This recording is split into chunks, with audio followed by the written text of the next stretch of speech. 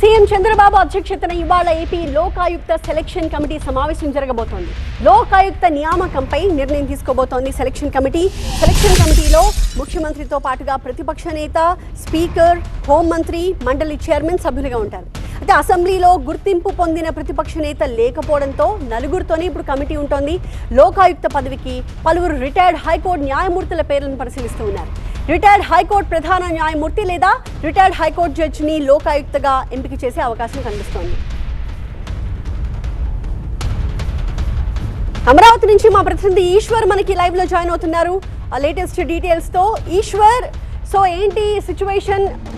ప్రతిపక్ష నేత లేకుండానే ఇవాళ కమిటీ ఒక నిర్ణయానికి రాబోతున్నట్టుగా తెలుస్తోంది. మరి ఏమైనా ఆక్షేపణలు వస్తున్నాయా?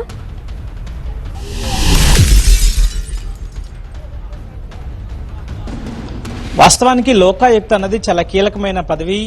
అంబుడ్స్మెన్ లాంటిది సాధారణంగా ఎగ్జిక్యూటివ్ బాడీ ఉంటుంది. దానిపైన ఆఫీసర్స్ మీద కానీ, లేకపోతే ప్రభుత్వ ఉద్యోగులకు సంబంధించి కావచ్చు, లేకపోతే ఏదైనా ప్రభుత్వ పాలనలో ఏదైనా మాల్ ప్రాక్టీసెస్ ఉంటే వాటిని కరెక్ట్ చేయడానికి ఈ లోకాయుక్తని ఏర్పాటు చేస్తుంటుంది. అది స్టేట్ బాడీ, స్టేట్ గవర్నమెంట్ ఒక స్టాచ్యూటరీగా ఏర్పాటు చేసుకున్న బాడీ. కానీ 1 year నుంచే అది ఖాళీగా ఉంది. ఆ పదవిని పూర్తి చేయడానికి ప్రభుత్వం ప్రస్తుతం తాజాగా సమావేశమైంది. కొద్దిసేపటి క్రితమే సీఎం అధ్యక్షతన సమావేశం ప్రారంభమైంది.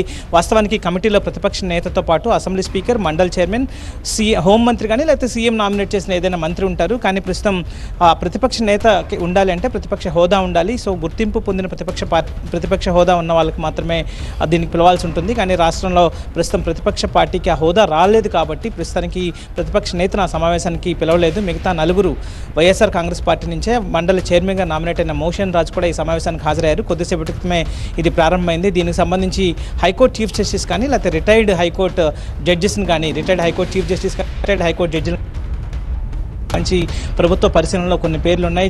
సో ఇట్లాంటి చాలా కీలకమైన ప్రక్రియకి సంబంధించి దాన్ని వీలైనంత త్వరగా దాన్ని పూర్తి చేయాలన్న భావనలో ప్రభుత్వంలో కనిపిస్తుంది. ఎందుకంటే ఇది ఒక అంబుడ్స్మెన్ లాంటి రోల్ కాబట్టి అవినీతికి సంబంధించిన అంశాల మీద కావచ్చు, లేకపోతే అధికారులకు సంబంధించిన అనేక రకాల ఫిర్యాదుల మీద ఫిర్యాదు చేసే అవకాశం ఉంటుంది. ఆ తర్వాత గతంలో చూస్తే 2000 రాష్ట్ర విభజన తర్వాత 2014 నుంచి 19 వరకు కూడా కంబైన్డ్ స్టేట్కి సంబంధించి మాత్రమే ఉండింది. అది హైదరాబాద్లోనే ఆఫీస్ ఉండింది. 2019లో తొలిసారిగా ఆంధ్రప్రదేశ్కి సంబంధించి మాజీ జడ్జిగా ఉన్న లక్ష్మణ్ రెడ్డిని అప్పట్లో లోకాయుక్తగా నియమించడం జరిగింది. అయితే ఆ తర్వాత గత ప్రభుత్వం ఇక్కడ లోకాయుక్త ఆఫీస్ని విజయవాడ నుంచి కర్నూలుకి బదిలీ చేసింది. అయితే ఈ ప్రభుత్వం కూడా లోకాయుక్త ఆఫీస్ని కర్నూలులోనే ఉంచింది. సో కర్నూలులోనే ఉంచుతున్నట్టుగా కూడా ప్రకటించింది.